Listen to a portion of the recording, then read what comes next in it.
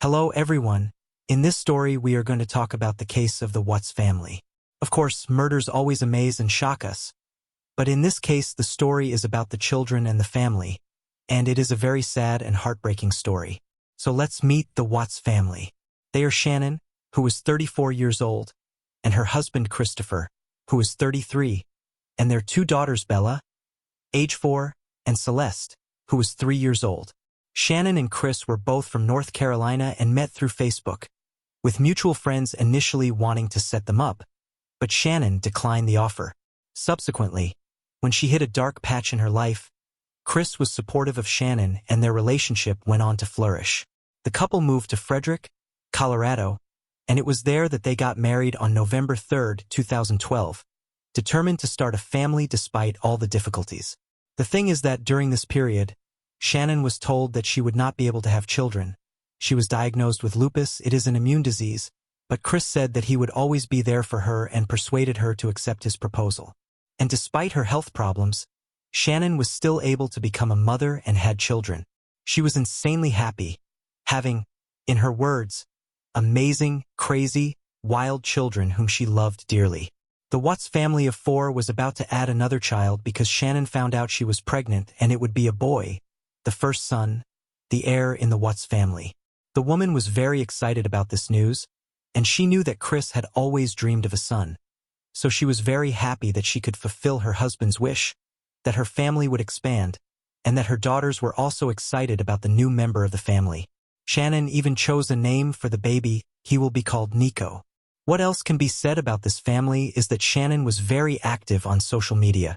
She was always making Instagram posts, keeping people up to date on her life, and she loved sharing news. She made live videos of herself, her kids, posted shots of her family, and was always active on various publics. And to every outsider it seemed, judging by all the videos and posts, that the Watts family lived an ideal life. From the outside everything was good for them. The head of the family, Christopher, worked for a large company that extracted oil and natural gas. Shannon used to work in a children's hospital in the personnel department. But her husband and Shannon's earnings weren't enough to live on and pay the mortgage on a large 5-bedroom house with a 3-car garage. So in 2015, Chris and Shannon filed for bankruptcy because of large debts for the mortgage, for health insurance, and for medical treatment. And shortly thereafter, Shannon got a new job with a company that sold supplements online. The young woman was very passionate about the business because she had more advantages in such a job. She could be around her children all day long, devoting time to them, but also at the same time she had business trips that paid well and it suited her. On June 16, 2018, Shannon published a lengthy social media post in which she talked about how she was living her life now and how happy and fulfilled she was with her new job and life. "I'm in love with this lifestyle of just living and enjoying every moment with my family." Essentially, Shannon told everyone that she is very happy, and she has been building an image on social media of a thriving, successful, and close-knit family. Then Shannon revealed on live TV that she had tons of plans and trips for the future. She was still planning to go with Chris from June 22nd to June 26th to San Diego. After that trip, when she and Chris went back, Shannon went with the girls to North Carolina to visit relatives and was going home on August 7th to then go on a business trip for just a couple nights for her job. And was excited about the trip, with the woman announcing all her plans on social media and posting upbeat posts. A short trip to a seminar in Arizona ended, and Shannon returned home on August 13th. She was met at the airport by a close friend, Nicole Atkinson, who drove the woman home and dropped her off around 2 a.m., and that was the last time anyone saw Shannon alive.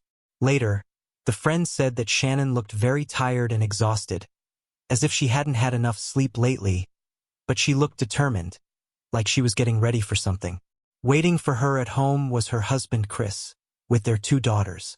That same day, August 13th, Shannon scheduled a doctor's appointment for her 3rd pregnancy. The baby was in its 15th week of development, and it was necessary to get a checkup and make sure everything was normal.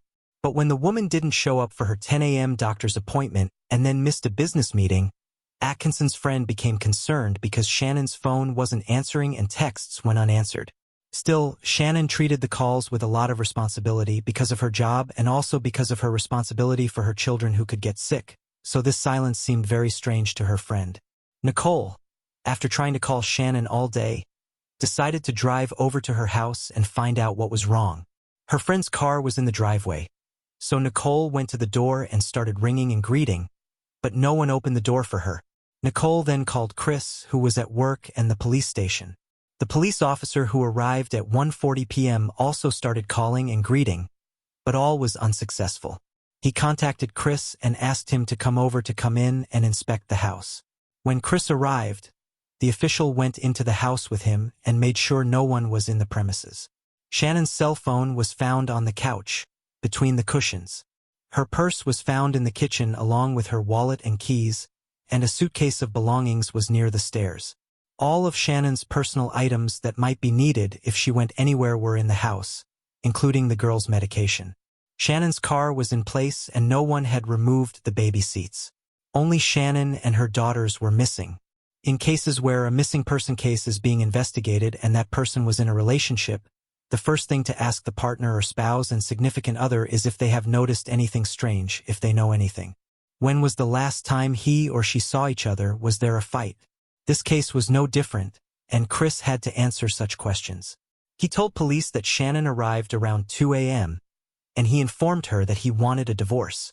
They had an emotional conversation, both cried, were upset, and then Chris left for work and he never saw his wife again. Indeed, a neighboring house's CCTV camera recorded Chris leaving the house at 5:15 in the morning, but no one left the house after that, and the police decide to call a detective. To the detective, Chris told the detective that the chronology of events was that Shannon came home at 1:48 in the morning, and they had a conversation at 4 in the morning, and then Chris left for work at 5:15. Although to the cop he initially said that he and his wife had an emotional conversation when she arrived. Small, but still a discrepancy in the details, wasn't it? Over the next 2 days, Chris gave a bunch of media interviews about his missing wife and kids, and did a lot of press appearances, trying to portray himself as a genuinely concerned father missing his family. "My kids are my life. Their smiles light up my life," Chris said, and lamented that they were missing. But all that didn't last long, because on August 15, 2018, Christopher was arrested on 3 counts of first-degree murder. Chris had failed a polygraph test before, and in a subsequent interview, he admitted to killing his wife, but denied involvement in the girl's murders.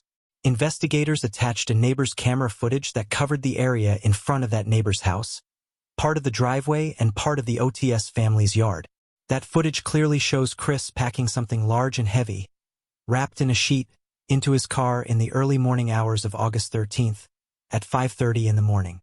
But this footage did not show Shannon ever leaving the house. So there is video footage of Shannon entering the house, but no footage of the woman leaving the house. So it wasn't hard for the police to put 2 and 2 together and realize that Chris was packing up the car in the early morning hours, the body of Shannon and his daughters. Before making a real confession, Chris asked the police for permission to see her father. When the father entered the interview room, Chris spoke with his father and told him and the police his version of events. What Chris revealed stunned many people, as no one had expected it. Christopher revealed that he and Shannon had an emotional discussion in which he admitted that their marriage had been a failure. Then, just before he left for work, he looked up at the baby monitor and saw Shannon at the crib trying to strangle Celeste. Feeling a fit of rage, Chris ran upstairs to the nursery and saw Bella there, covered in bruises, who unfortunately had already passed away. Chris was a little short on time to save Celeste, and seeing Shannon hurting his children, he became distraught and in a rage did to his wife what she had done to the children, strangled her. Chris said that after talking about the divorce, Shannon declared that he would never see his daughters again, and that's apparently when she set out to fulfill her plan. After this confession, Chris told authorities where he hid the bodies, and police went to the location the man had indicated.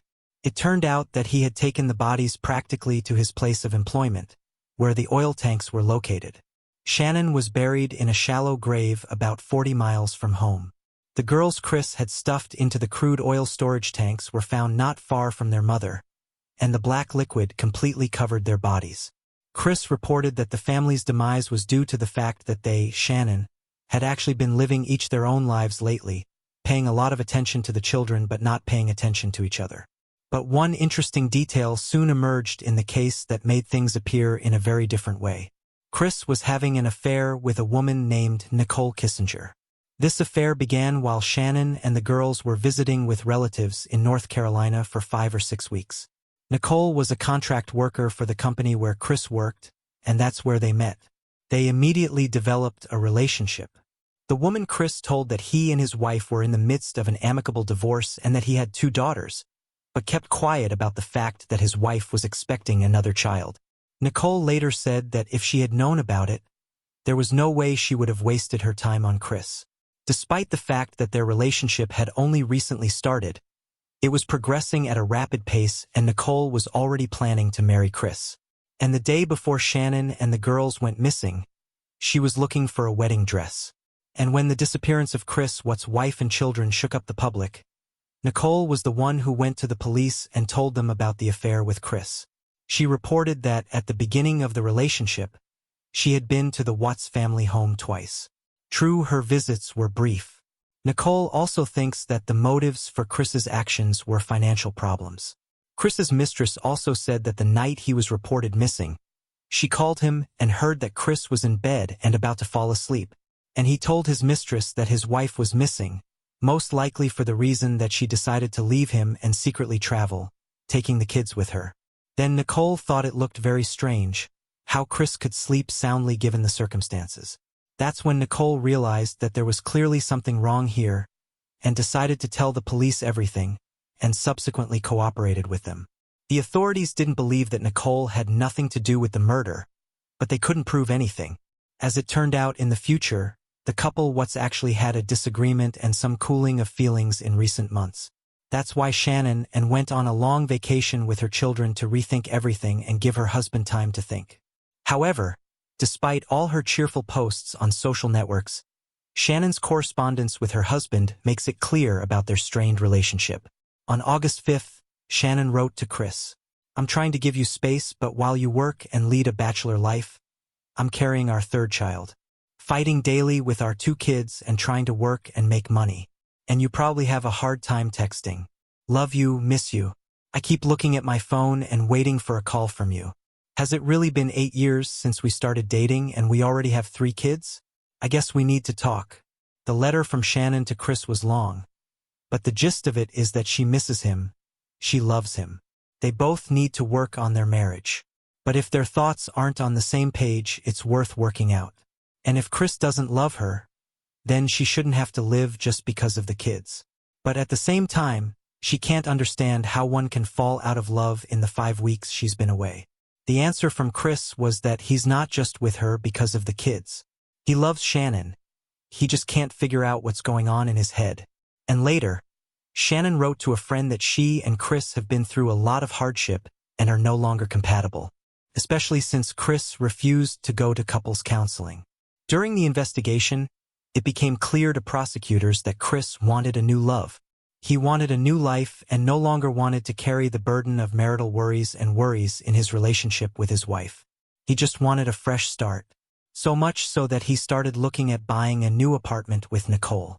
And Chris wasn't just concerned about buying a new apartment, but right after killing his family, he put his house on the market as a matter of urgency. On August 21, 2018, Christopher Umutz was charged with 3 episodes of first-degree murder. 2 counts of first-degree murder by causing the death of a person under the age of 12 in the defendant's care, 1 count of unlawful termination of a pregnancy, and 3 counts of abuse of the body of a deceased person. To avoid the death penalty, Christopher pleaded guilty to all 9 charges on November 6, 2018. And on November 19, he was sentenced to 5 life terms without the possibility of parole.